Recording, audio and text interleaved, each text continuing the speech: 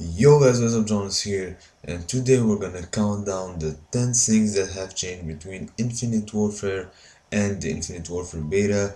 Now, if you didn't know, Infinite Warfare has been released for 2-3 days now, and a lot of important changes have been made to the game from the beta to the actual release, and today we're gonna count them down. Now, I want to mention a quick thing that this gameplay isn't for me, it's for my friend SwiftD. I want to thank him for letting me use his gameplay in my video, so his link will be down in the description, so make sure you check him out. But without further introduction, let's start with today's video. So the first few changes are weapon balances. We're gonna start with number one, the shotguns. The shotguns have been buffed, and what I mean by that, they became stronger. And for example, the constancy of the shotgun's damage has been increased. The long range damage has also been increased, and there's also a slight increase in the one-shot kill range of the shotgun, making them more powerful. For number two, we have a sniper, but for the sniper it's a nerf, so it's weaker. And what I mean by that is that the sniper aim assist was reduced for bolt action snipers. The sniper class weapons no longer have any aim assist until the optic fully reaches the player's eye, and then they reduced the bonus of the quick draw attachment on snipers, and they updated the snipers so you have more flinch when you get shot.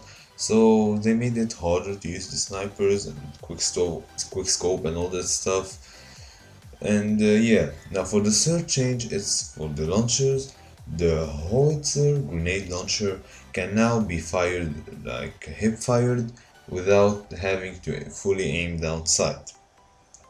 The fourth change is for an SMG variant, which is the RPR Evo Epic variant, also known as the Ripper, which has the tuning to increase the recoil, giving its bonus fire rate. So if you use this attachment or variant, you will have an increase in your recoil, but you will also have an increase of the fire rate. Now the fifth thing that they changed is the game modes. We're gonna count 3 game modes. The first one being Defender, where they have bumped the score per second when you're carrying the drone from 5 to 10. And for the gun game, it now features all the classic weapons, and in future updates, the weapons with alternate functions will retain their state upon the spawn. And for the last game mode, I think it's a quite important change. It's for the Domination game mode, the most popular one, and it says when you step off of a flag, the current capture bar progress starts to decay. The rate of this decay has been halved from the beta.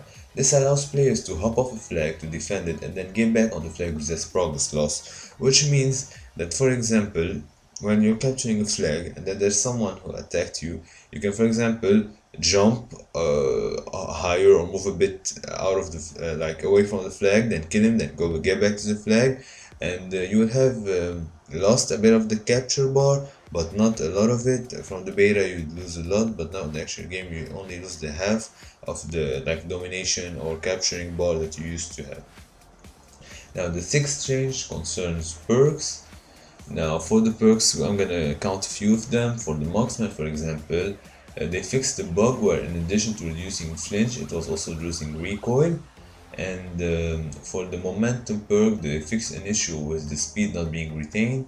For rigs, we can count the marked target, and the rigs being number 6. The temporary red marker on the victim has been toned down.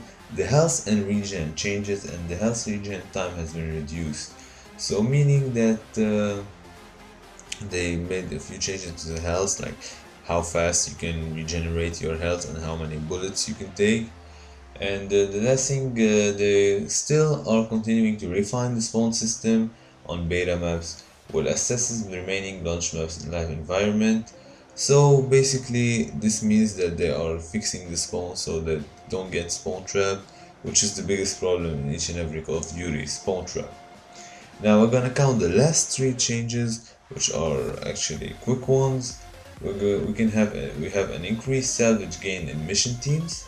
Another one is they changed the currency value in supply drops, and the last one being an increased drop rate of keys in round-based game mode. And yeah, that was it for this video. If you enjoyed it, don't forget to leave a like and subscribe. I might have made a mistake while counting down the changes, but I'm gonna have a link down in the description if you want to check it out for the full changes. And I couldn't read all of them, but yeah, if you enjoyed today's video, don't forget to like and subscribe, and see you next time. Peace.